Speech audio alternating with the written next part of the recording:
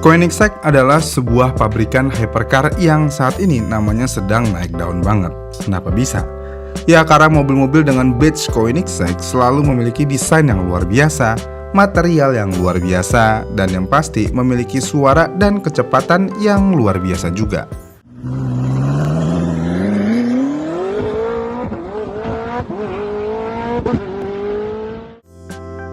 Dengan demikian, semua jajaran mobil Koenigsegg sangat spesial dan sangat mahal.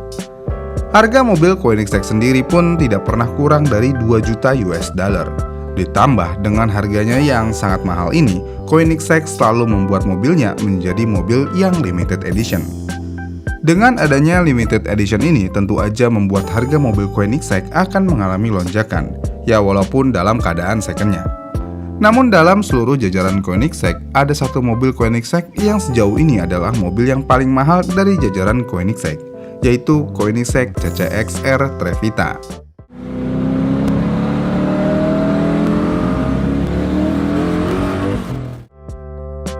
Saat ini adalah sebuah hypercar yang sangat mewah, dan mobil ini termasuk dalam jajaran mobil termahal di dunia.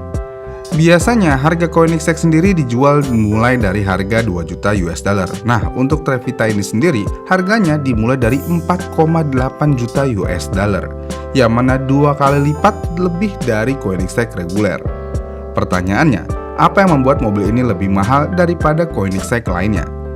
Alasan utamanya tentu aja CCXR Trevita sangat eksklusif, dan mobil ini hanya diproduksi sebanyak 2 unit aja di dunia. Dengan demikian, tidak sulit untuk memahami mengapa mobil ini memiliki harga yang sangat mahal. Namun jumlah produksi CCXR Trevita yang terbatas hanya menjadi salah satu dari sekian banyak alasan mengapa mobil ini merupakan hypercar yang bernilai jutaan dolar. Contoh alasan lainnya yaitu serat karbon spesial yang digunakan di mobil ini. Jadi menurut Koenigsegg sendiri, nama Trevita sendiri artinya adalah kependekan dari bahasa Swedia yang berarti 3 putih, dan mengacu pada bodi serat karbon tenunan berlian putih yang dikembangkan secara khusus untuk CCXR Trevita. Dengan menggunakan bodi serat karbon putih dan menampilkan tenunan putih keperakan yang selaras dengan sempurna untuk menciptakan hasil akhir yang menakjubkan, ini bukanlah hal yang mudah dan murah. Jadi dengan berlian di setiap tenunan serat karbonnya membuat mobil ini menjadi sangat mahal. Memang bukan hal yang aneh jika supercar dan hypercar eksotis memiliki bodi serat karbon, karena mobil-mobil eksotis kelas atas seperti Hennessy Venom F5, McLaren Speedtail, dan Lexus LFA juga sudah merasakan manfaat ringan dari bodi serat karbon. Namun mobil lain selain Koenigsegg hanya menggunakan serat karbon yang berwarna hitam, tidak berwarna putih seperti yang digunakan Koenigsegg Trevita. Kemudian serat karbon putih ini juga sangat-sangat spesial karena saat terkena matahari karbonnya akan sangat berkilau seperti berlian. Dan serat karbon putih ini disebut Koenigsegg Proprietary Diamond Wave. Namun menyelaraskan dan penenunan bodi serat karbon putih dengan sempurna terbukti terlalu mahal dan rumit, yang mana pada awalnya sebenarnya Koenigsegg ingin membuat 3 unit mobil ini. Tapi karena metode produksi yang rumit membuat Koenigsegg hanya membuat 2 model aja, sehingga CCXR Trevita menjadi salah satu mobil termahal dan eksklusif yang memakai badge Koenigsegg. Kemudian lambat laut, Koenigsegg juga berhasil mengembangkan serat karbon putih ini ke tingkat selanjutnya, yang mana Koenigsegg menerapkan serat karbon putih ini ke Agera dengan menggunakan metode yang berbeda. Jadi, jika CCXR Trevita memiliki bodi serat karbon tenunan berlian, Agera memiliki bodi ringan yang terbuat dari serat karbon yang telah diresapi warna dan menggunakan bahan Kevlar.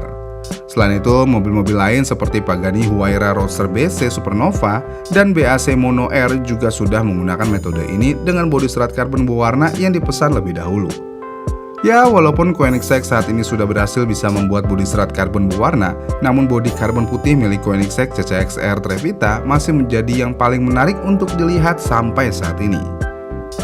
Kemudian selain serat karbonnya, faktor yang membuat mobil ini menjadi mobil berperforma yang benar-benar sensasional dan mahal adalah mesinnya. Di balik kap mesin mobil ini terdapat mesin V8 berbahan dasar aluminium yang memiliki kapasitas 4,7 liter yang sudah dilengkapi camshaft overhead ganda, injeksi bahan bakar multipoint berurutan, pelumasan bah kering, intake manifold serat karbon, dan twin supercharger centrifugal Rotax yang dapat menghasilkan dorongan 23,2 PSI atau setara dengan 1,6 bar. Dengan spesifikasi seperti itu, mesin V8 ini dapat menghasilkan 1018 horsepower. Yang bikin hebatnya lagi, mesin ini hanya memiliki berat seberat 178 kg aja. Dengan demikian, CCXR Trevita dapat melesat dari 0 hingga 100 km per jam hanya dalam waktu 2,9 detik aja dan memiliki kecepatan tertinggi di 350 km per jam lebih. Untuk membantu mendapatkan kecepatan seperti itu, selain mesinnya, tentu aja velgnya juga berperan penting, yang mana Koenigsegg Trevita menggunakan velg depan 19 inci dan belakang berukuran 20 inci yang dibalut ban Michelin Supersport. Selain itu, untuk menambah performa dan menambah safety-nya, rem yang dipakai juga rem seramik depan dan belakang. Sayap belakang karbon ganda juga digunakan, knalpot Inconel, dan sistem kelistrikan semikonduktor digital solid state tanpa relay atau sikring juga digunakan di mobil ini. Dengan hal-hal tersebut, ini tentu aja membuat Koenigsegg Trevita menjadi mobil yang kencang dan dengan mudah untuk mencapai 100 km per jam. Sebagai gambarannya, CCXR Trevita memiliki kecepatan tertinggi yang lebih tinggi dari Pagani Huayra, Porsche 918 Spider, dan McLaren F1. Kalau udah ngalahin kecepatan McLaren F1, berarti mobil tersebut adalah mobil yang sangat kencang. Jadi dengan bodi yang sepenuhnya dipesan lebih dahulu, mesin V8 yang dibuat dengan tangan, kredensial kinerja yang mengalahkan dunia, dan jumlah model yang sangat-sangat terbatas, hal ini menjadikan Koenigsegg CCXR Trevita sebagai salah satu hypercar termahal dan tereksotis di dunia saat ini. Dan itulah alasannya kenapa Koenigsegg Trevita menjadi Koenigsegg termahal dari jajaran Koenigsegg lainnya. Bagaimana nih menurut kalian? Komen di kolom komentar di bawah ya, dan sampai jumpa di video selanjutnya.